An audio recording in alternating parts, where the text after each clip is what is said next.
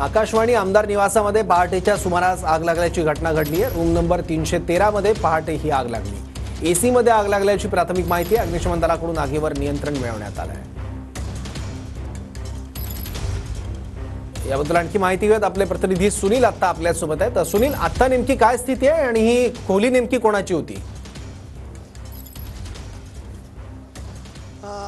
अगदी बरोबर सौरभ, मी सध्या उभा आहे आकाशवाणी आमदार निवासाबाहेर आणि याच आमदार निवासामध्ये असलेल्या आमदार संतोष बांगर यांची 313 या रूममध्ये रात्री पहाटेच्या वेळेला आग लागली होती। एकंदरीत पाहायला गेलं तर एसीला ही आग लागल्याने ही आग पसरल्याची माहिती मिळते। आपल्यासोबत या ठिकाणी या इमारतीमध्ये राहण्यासाठी आलेले काही रहिवासी आहेत जे या ठिकाणी काल थांबलेले। आपण त्यांच्याकडनं जाणून घेऊया, काल ही आग किती वाजता रात्री लागलेली, नेमकं काय नेमकं कशा प्रकारे लागली आणि काय धावपळ झाली?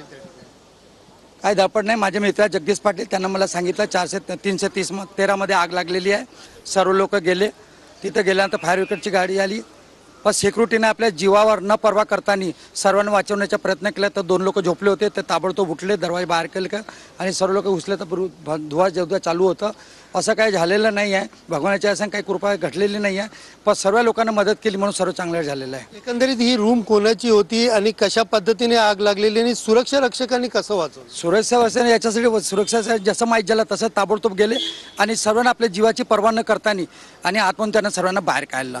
रूम